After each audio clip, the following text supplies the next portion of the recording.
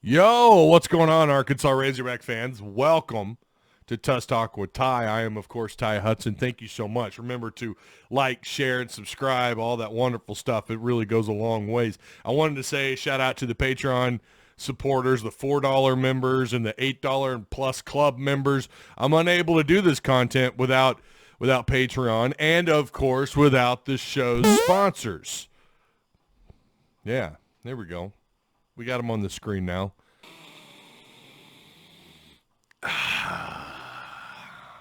Let's get into it. Let's talk about KJ Jefferson's ceiling in 2023 for the Arkansas Razorbacks, huh?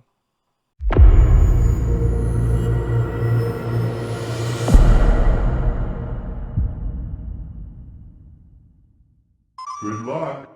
Listen, we can't start this video off without at least acknowledging that KJ will be in a different offense in 2023. Gone are the days of the Kendall Briles version of the veer and shoot, that heavy RPO up-tempo offense. Those days are long behind us.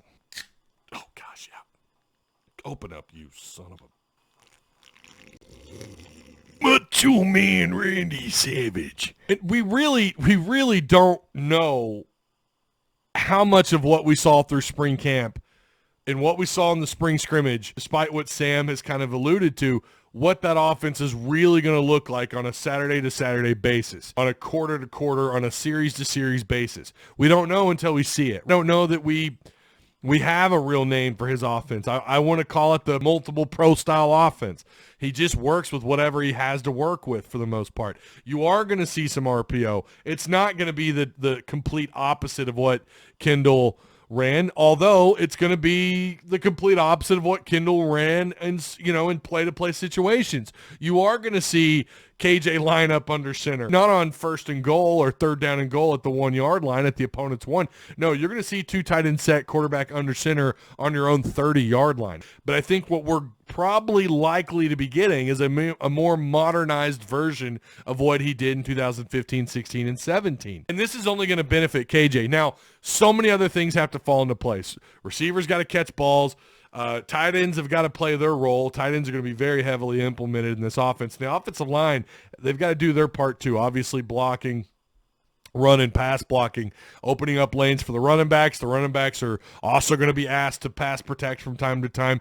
Everybody has to be on the same page, bought in, remain coachable, and just concentrate on what it is that you're out to do. Bodies in the weight rooms, getting ready for strength conditioning throughout the summer, and then getting ready for fall camp. If everything falls into place like a Tetris game,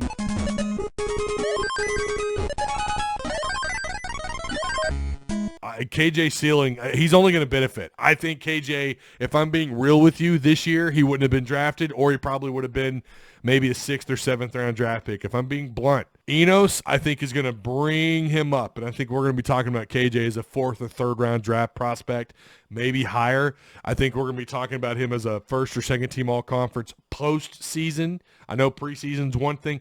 Postseason, I think we're going to be talking about KJ maybe being on the short list for certain accolades. I'm not going to go into all that, but I do think KJ ceiling, he's only going to benefit from going from a Kendall Briles offense.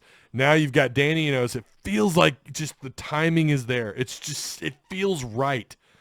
And I think KJ is only going to benefit from all this. Again, just because we saw improvement through spring camp, just because we saw these guys get better and better and better and better, it doesn't necessarily mean that it's all going to translate onto the field this coming fall. It doesn't mean that at all. Just because Dan Enos had success at other jobs with other quarterbacks when he was here in 15 and 16 and 17, it doesn't mean that all that carries over. It's not all a given. We have to wait and see how it all unfolds. And I don't know that we're going to have a real answer to this question until maybe 4 or 5 games into the season. I really like his chances, and I think his ceiling is, I don't know, man. I think it's 2nd, 3rd round draft prospect. I think he's going to be one of the 5, maybe 5 or 6 quarterbacks talked about in this next upcoming mock draft for 2024. I think he's going to be a postseason 1st or 2nd team all SEC quarterback. Who knows, maybe beyond that.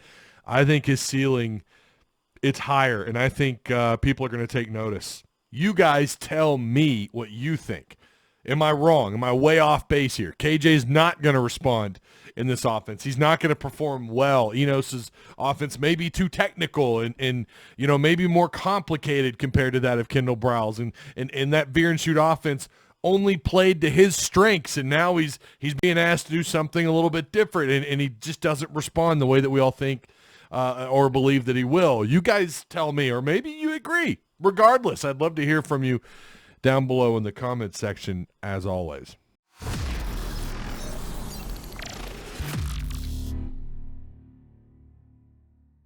Do a barrel roll.